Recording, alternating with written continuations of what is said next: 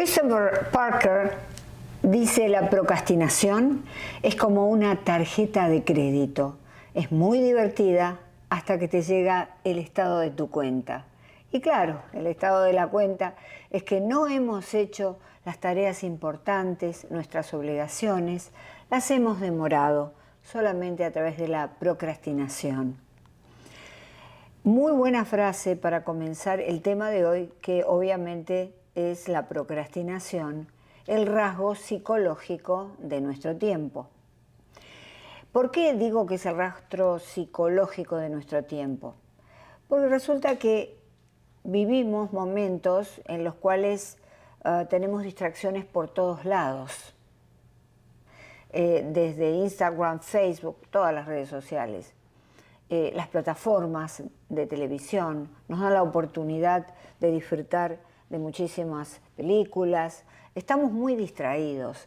Nos es difícil concentrarnos hoy más que nunca, hoy más que en el Renacimiento, donde lógicamente los grandes escritores y los genios vivían recluidos en sus estudios y no tenían otra posibilidad de diversión.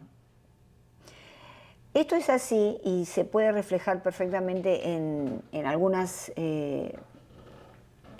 estadísticas. Fíjense, en el año 1980, el 5% de la población mundial procrastinaba.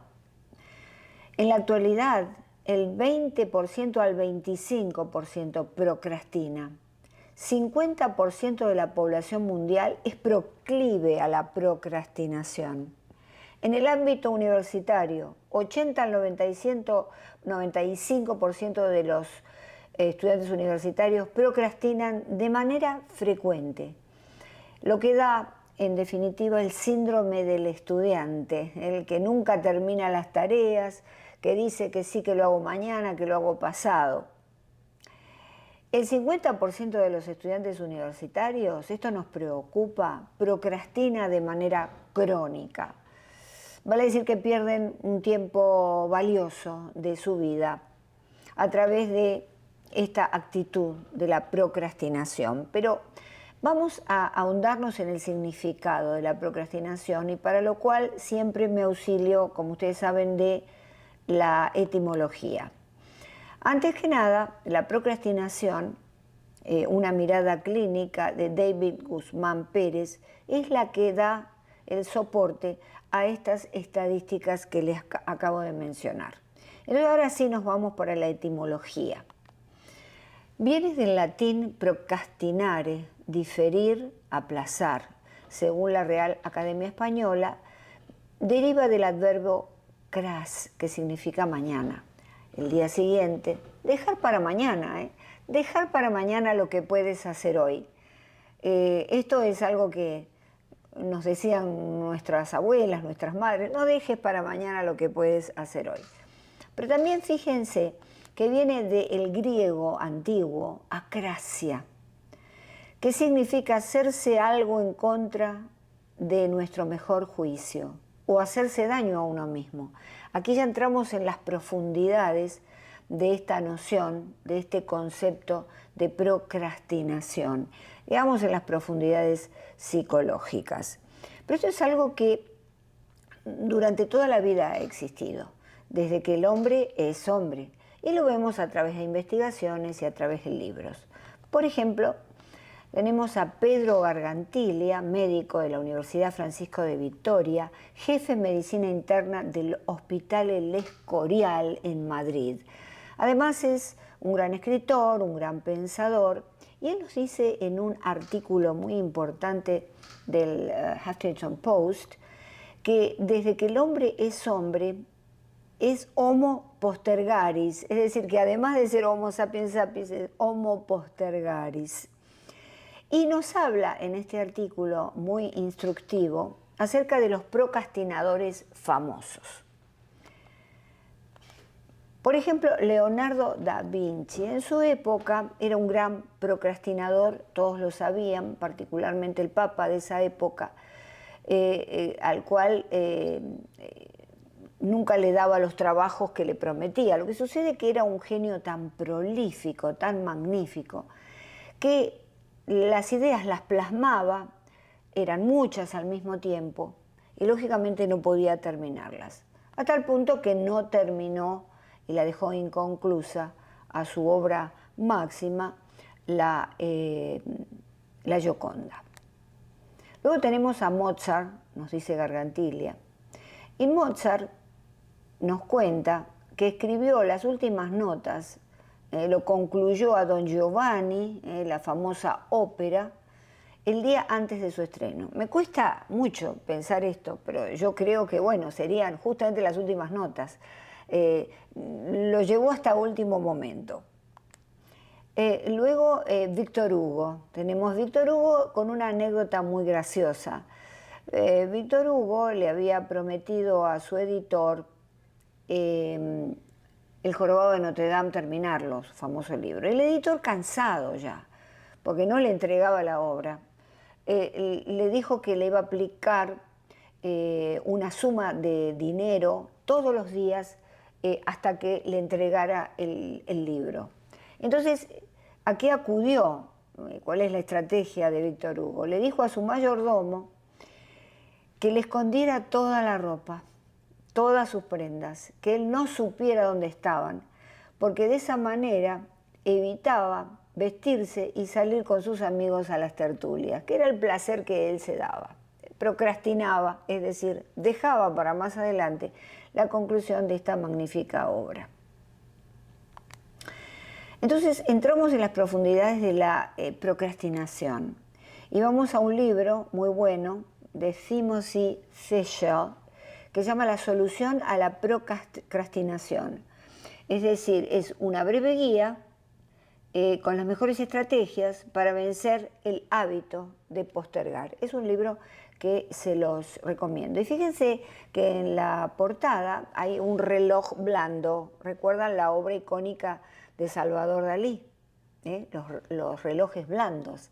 Y es como que el procrastinador flexibiliza el tiempo, lo amasa como si se tratara de plastilina, lo adapta a sus necesidades.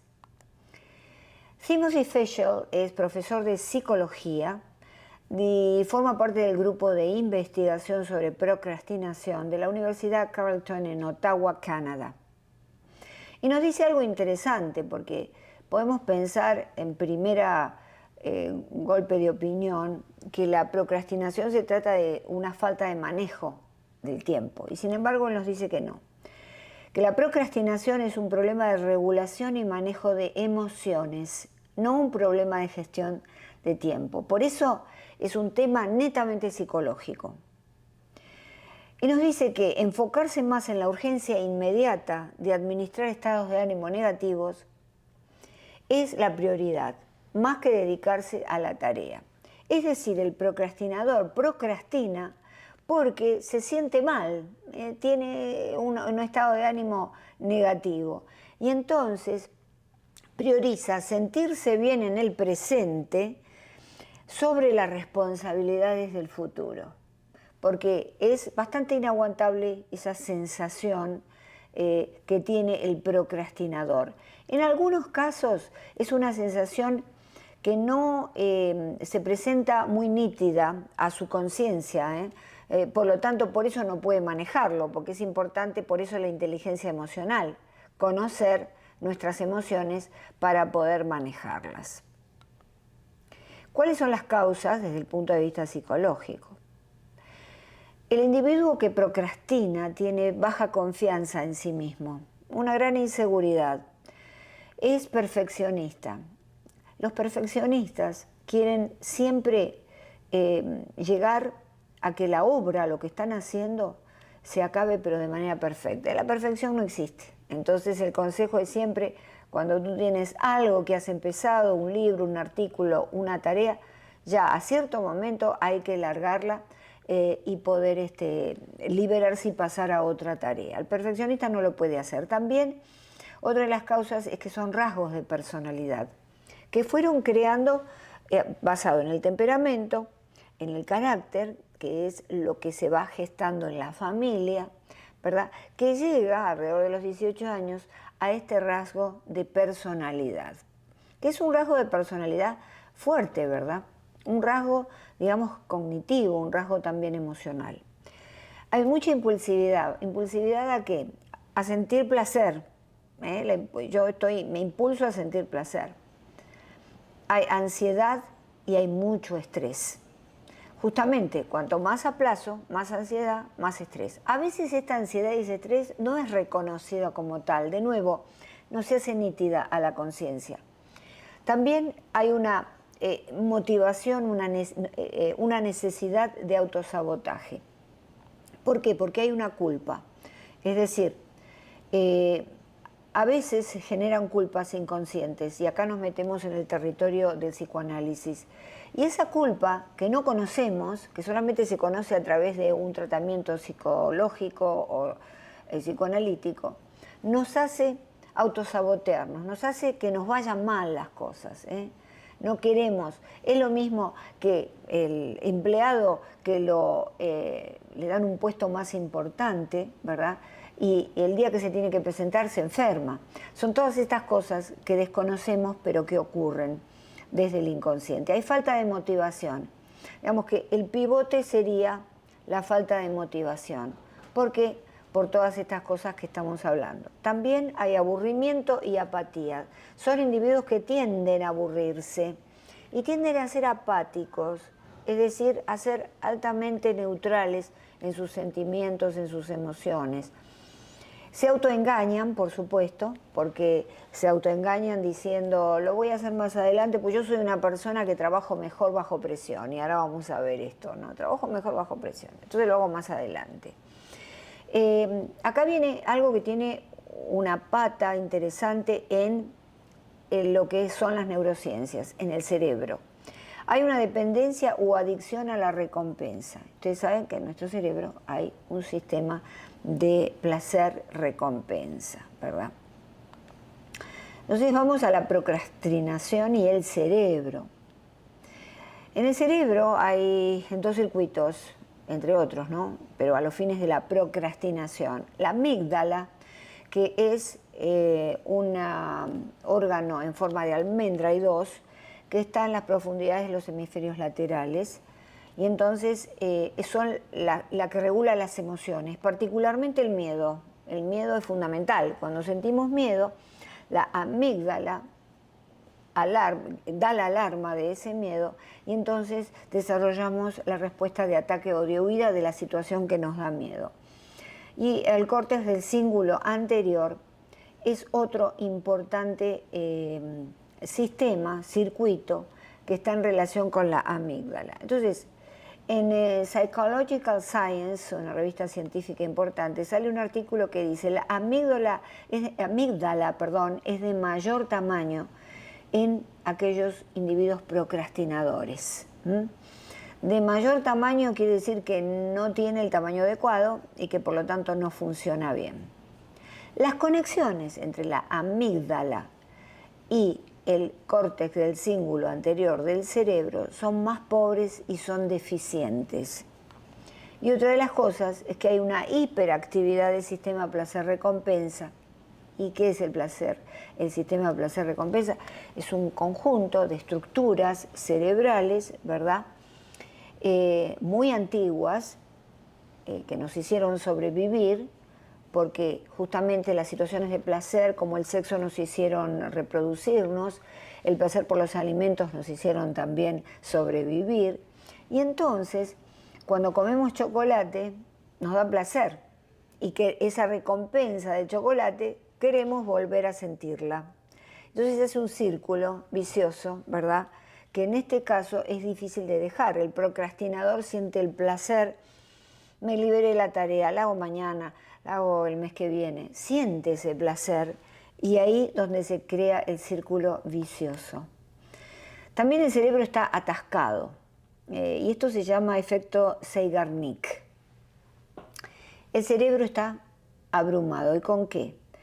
Bluma Zeigarnik fue una psicóloga rusa muy importante que en 1920, preparando una tesis doctoral con el profesor en un bar, descubre que los mozos, los que sirven, recuerdan mucho más las órdenes que no enviaron a la cocina, las órdenes de comida que no enviaron a la cocina, y por supuesto aquellas que no han sido pagadas. Pero una vez que son pagadas y una vez que pasan las órdenes de comida a la cocina, lo olvidan rápidamente. Es porque descubre ella y su equipo, que el cerebro necesita cerrar ciclos, cerrar tareas, y entonces nos mantiene en tensión, con la memoria alerta, nos mantiene con ansiedad y con estrés.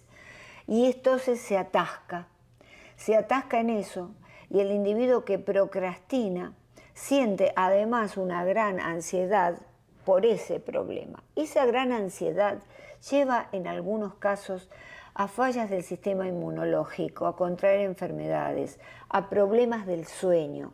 ¿Por qué? Porque no estamos en equilibrio. De ahí que necesitamos superar este cerebro atascado, abrumado, dejarlo fluir, comenzar una tarea y concluirla. El doctor Piers Steel escribe un libro que se llama Procrastinación. En inglés se llama La ecuación de la procrastinación, porque en efecto él crea una fórmula que no es matemática, pero que lo que pretende es resaltar los efectos, los efectos más importantes incluidos dentro de la procrastinación. Piers Steel es profesor, un PhD, de la Universidad de Calgary, Haskayne, Escuela de Negocios, Canadá, porque también habla sobre negocios, es muy versado en el tema, justamente ayudando a la gente que trabaja a superar esta procrastinación. Y entonces él nos dice en este libro muy bueno, que para él la procrastinación ocurre porque hay una lucha entre la corteza prefrontal y el sistema límbico. ¿Qué es la corteza prefrontal? Acá, la corteza prefrontal es el área de la corteza cerebral, ¿verdad?, que nos facilita planear, controlar los impulsos, saber qué está bien y qué está mal. Es el área del razonamiento, ¿verdad? Y el sistema límbico es el sistema muy antiguo, que es el sistema de las emociones. Vale decir, las emociones que quieren liberarse y en el momento queremos sentir placer y queremos reírnos y estar bien. En este caso de la procrastinación, el sistema límbico de alguna manera prevalece de acuerdo con Piers Steel. Fíjense, esta frase es muy importante y por eso la coloqué. No está en el libro, pero es una frase muy reconocida. La filogenia imita a la ontogenia. ¿Qué quiere decir? Que el desarrollo de la especie humana, cómo se fue desarrollando fisiológicamente y cómo desarrolló su cerebro, es imitado por la ontogenia, que es el desarrollo del individuo en el vientre materno. En ambos, en el desarrollo de la especie humana y el desarrollo del individuo, la corteza cerebral es la última región en desarrollarse. Y fíjense que es una región fundamental. En algunos videos que hemos dado a conocer aquí en YouTube, hablo acerca de cuándo madura el cerebro. Y madura cuando madura la corteza cerebral, que es alrededor de los 30 años, en donde se supera la adolescencia. Y esto lo descubre una gran científica en la escuela, en el Colegio de Londres, Sarah Blakemore y su equipo, y todos los laboratorios del mundo comenzaron esta investigación. Entonces, recordemos que la parte de nuestro cerebro con la que tenemos que controlar esas emociones, superar la procrastinación, es la última en desarrollarse. Y entonces el sistema límbico, que es más antiguo, que es instintivo, que está allí de alguna manera imponiéndose, es el que debemos manejar, el que debemos controlar a través del desarrollo del análisis y de la corteza prefrontal. En la historia en la prehistoria, mejor dicho, el sistema límbico era el rey, porque el hombre de la prehistoria, sin una corteza desarrollada completamente, se guiaba por los instintos. El miedo era fundamental, miedo a los animales huía, miedo a las tormentas huía. Entonces, las emociones básicas eran, por ejemplo, reconocer en la cara del otro el miedo, la tristeza, la alegría. Esos eran los básicos. Pero luego, en la actualidad, y hace más de 50.000 años que nuestro cerebro ya está desarrollado como tal, en la actualidad la corteza prefrontal es la que debe prevalecer y la que debemos hacer prevalecer nosotros a través de ejercicios, a través de concientización. No dejarnos llevar tan fácilmente como un perrito de la correa por las emociones. Finalmente, nos dice Pierce Steele que hay que aprender a controlar e incentivar nuestra motivación, porque el pivote es la motivación. Si no estamos motivados, nunca vamos a hacer las cosas. Por eso también hay que buscar lo que más nos gusta y dentro de eso va a estar la motivación. La motivación está agazapada ahí, está oculta y no surge, no sale si a veces hacemos tareas que no nos gustan. A veces, bueno, tenemos que trabajar y lógicamente ganar dinero, a lo mejor en una tarea que no nos agrada, pero siempre encontrar ese tiempo para desarrollar aquello que nos gusta. ¿Para qué? Para tener la motivación viva. ¿Cuántos tipos de procrastinación existen? Y acá le voy a mostrar una lista, una taxonomía. Arousal. Está el procrastinador arousal. ¿Qué es? Es el que dice, como mencioné anteriormente, no, yo lo dejo, nunca hago las cosas a tiempo, ni con antelación, porque yo soy un individuo que funciona muy bien bajo presión. Y eso en realidad es una excusa, ¿verdad? Por eso es el individuo arousal, el que le gusta sentir placer, también el que en una reunión dice, sí, yo estoy ya finalizando un proyecto maravilloso y siente ese placer momentáneo, porque en realidad es una mentira, es un autoengaño. Pero bueno, necesita ese pico de dopamina, ¿verdad?, que le da ese momento. Pero ese pico de dopamina también desarrolla cortisol y ahí tenemos el tema, no tenemos que dejar las cosas para el último momento. Está el tipo de procrastinador evitativo.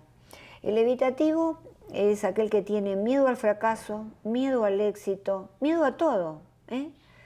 Es un tipo de personalidad en muchos casos y por eso le voy a dejar en la caja de descripción del video la conferencia acerca del trastorno evitativo de la personalidad.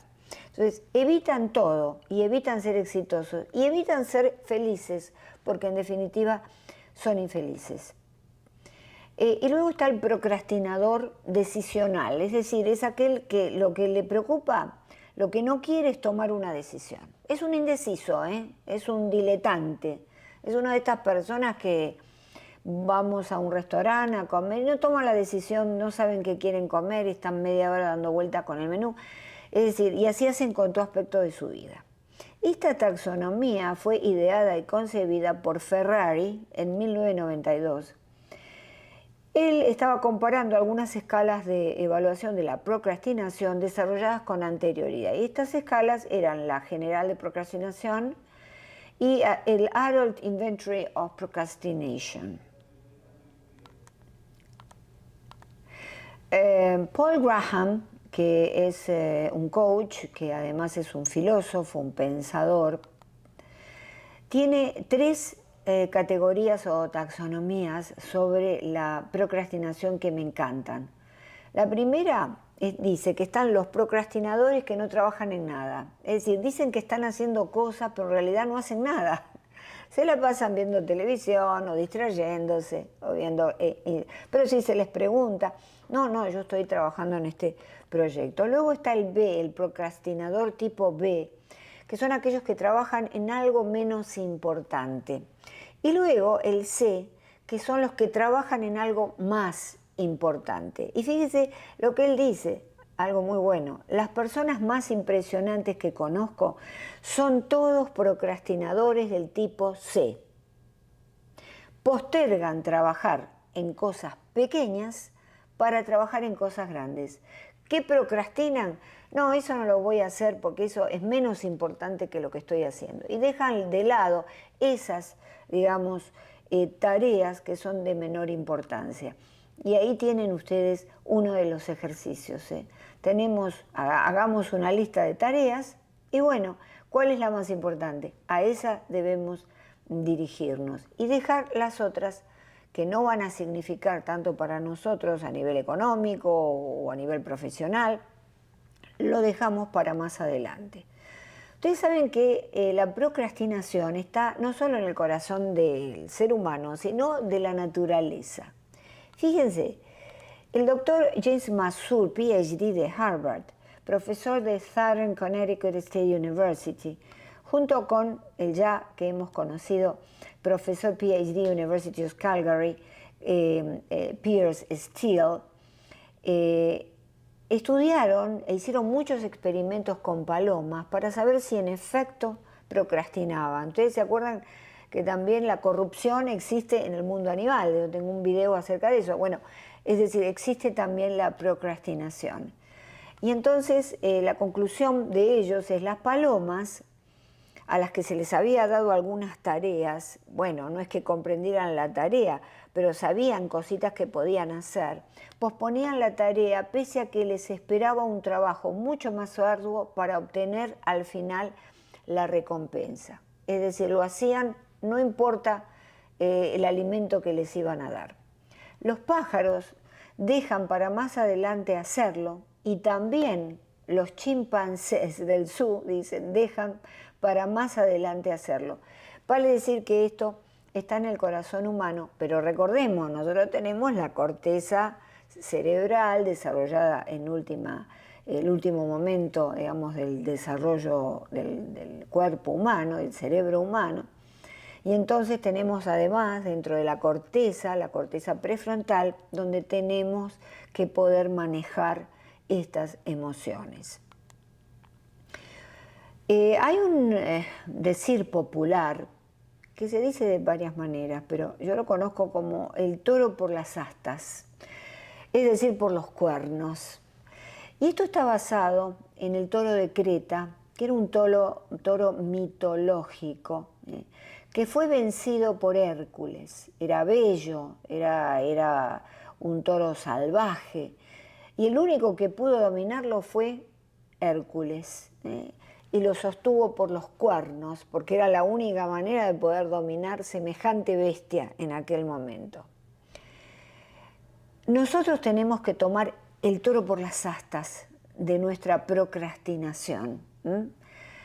¿Cómo podemos dominarlo, sojuzgarlo, reprimirlo a este toro que evidentemente nos está provocando una infelicidad futura, una falta de éxito, un avanzar en la vida?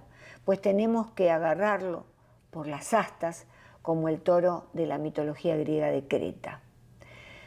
¿Cómo lo hacemos? Fíjese lo que dice Confucio. Un viaje de 1000 millas comienza con un solo paso, pero a veces un solo paso hay que elegir qué paso hacer. De modo que aquí les dejo una guía de consejos. En principio, contar a los demás lo que harás. Tú tienes un proyecto. Bueno, voy a hacer determinada cosa, voy a preparar una conferencia, tú Wenceslao, voy a ir a grabar, porque voy a tratar de encontrar un contrato para grabar una conferencia multitudinaria. Perfecto, lo debes contar a los demás. Hay que contar lo que uno va a hacer, porque ocurre un milagro cuando uno pone en la palabra no solamente la tristeza, que hay que decir lo que uno le pasa de feo, pero también los proyectos. La palabra funda un hecho, lo decía Jacques Lacan, ¿no?, el famoso psicoanalista. De modo que debemos fundar el hecho de aquello que vamos a hacer y entonces proseguirlo. Otro de los consejos es evaluar los perjuicios. si yo no hago eso y necesito dinero, ¿verdad? ¿Cuál va a ser el perjuicio que voy a tener? Me va a ir mal, no voy a poder terminar de pagar la casa, no voy a poder viajar. Entonces, eso hay que ponerlo todo por escrito. Imaginar lo más vívidamente posible la satisfacción de la tarea cumplida. Ustedes tienen que ver vívidamente, antes de dormirse a la noche, se acuestan y ustedes ya se ven, tú, Wenceslao, ya te ves grabando una conferencia con miles de asistentes, ¿verdad?, en un congreso internacional. Entonces, pero hay que verlo con todo lo que nosotros queremos hacer, visualizarlo lo más claramente posible. Y darse pequeños premios por cada avance. ¿Por qué? Porque tenemos que dividir el proyecto en etapas, en determinadas etapas. Es como cuando uno va a hacer una gran caminata o turismo y el guía lo lleva, después de caminar mucho, a un lugar a tomar algo fresco o a comer. Nos damos pequeños, dividimos la tarea, por ejemplo, en la introducción voy a hacer primero esto, luego en el medio, luego al final, y cuando terminamos uno de los estadios, uno de los escalones, nos damos un pequeño descanso, nos compramos algo o salimos a hacer algo que nos gusta, o estamos con la persona que queremos, nos vamos al cine. Tenemos que darnos premios. Y luego la programación estructurada. La programación estructurada de John Perry, o productiva, que también la indica Pierce Steele, que justamente se trata de esto, estructurar todo lo que yo voy a hacer, no tenerlo acá arriba perdido en mis pensamientos, enmadejado, sin orden. Yo voy a estructurarlo. ¿Por qué les digo todo esto? Y acá en la próxima y última gráfica los dejo con algo, una imagen divertida. Porque tienes que dejar de ser un procrastinador y pasar a ser un individuo proactivador de tu éxito futuro. Si sigues estos pasos, seguramente vas a empezar a ver algún tipo de éxito. Si no lo haces, a pesar de que sigues concienzudamente los pasos, visita a un profesional de la salud mental, alguien que te pueda a lo mejor ayudar. O háblalo con amistades, ponlo todo en la palabra, vuélcalo, no solo lo dices, sino que además lo escribes en una hoja de papel. Espero que estos consejos le hayan sido útiles, que los dejen pensando, que los dejen analizando, usando un poco la corteza prefrontal para encarar el desarrollo de nuestra vida. Como siempre les digo, cuídense y cuiden a aquellas personas que aman. Nos vemos en la próxima oportunidad, en la próxima conferencia. Gracias.